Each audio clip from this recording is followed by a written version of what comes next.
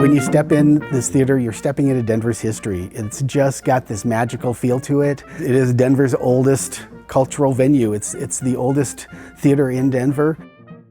It was a thrill to be able to come here and go to a play. It was just magical, you know, you got all dressed up and everything. And there wasn't very many places in Denver that you could see live theater. The Historic Elitch Theater, the actual physical building of the theater was built in 1891. What you're seeing here is basically what everyone saw and came to back in the 1900s, early 1900s.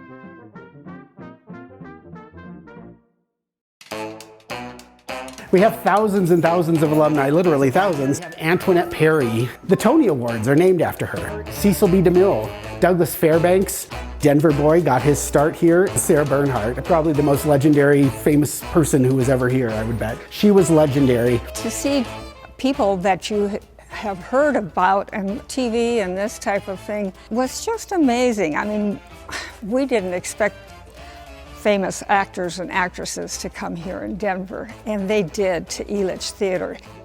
As Robert Redford, circa 1957. We had Gloria Swanson. The Gloria Swanson was here. Debbie Reynolds was here twice. She did like a variety show. She didn't do productions, but she did like a variety show. 1987, they announced it was going to be the final year of theater.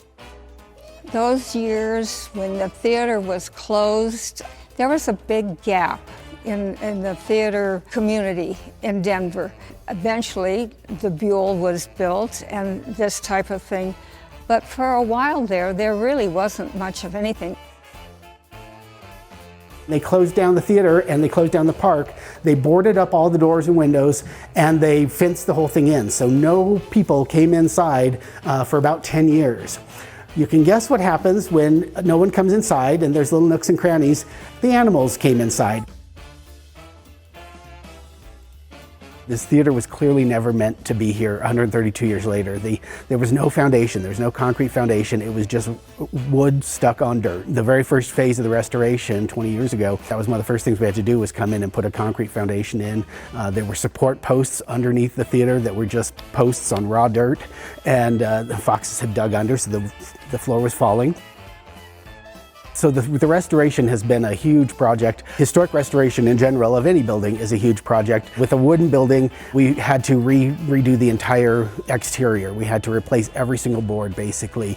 But as a historic restoration, you're required to keep it exactly the same. You cannot change even some of the smallest details. The bad thing is it's a huge process, but the nice thing is you know what you're looking at is legitimate. Like when we take down a board and replace it, we will like put it on a fresh piece of wood and trace it. And so if that board is cut slightly different than the one next to it, the replacements will be slightly different and will match what was there. And so it's this amazing level of detail.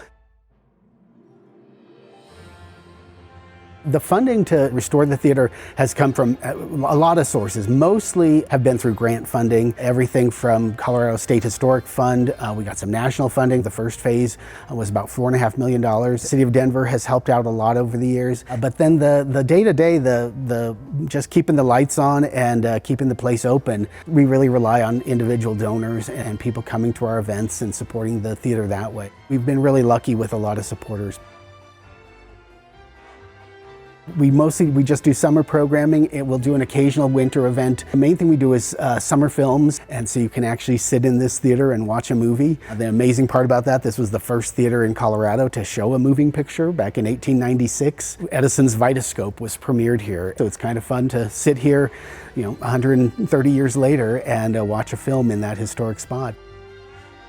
When I heard that they were restoring the theater, I decided that I really wanted to be a part of that. And it's so much fun to meet the people that come here, and they have such wonderful stories. They tell me about their parents or their grandparents that came here and saw so-and-so or what have you.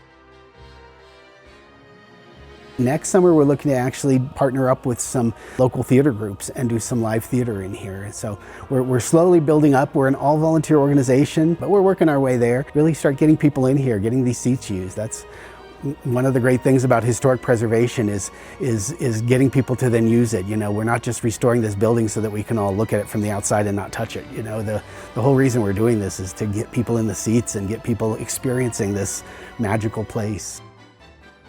Oh, to see a live performance in this theater again after all these years would be wonderful. I cannot wait for that.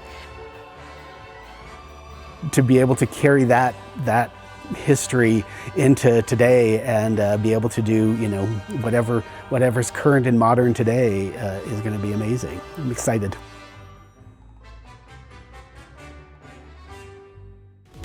Stay elevated by subscribing to the city's YouTube page for these stories and more. And stay tuned to our social media channels for more content. Don't miss our new episodes of Elevating Denver, premiering each month. Thanks for watching, Denver.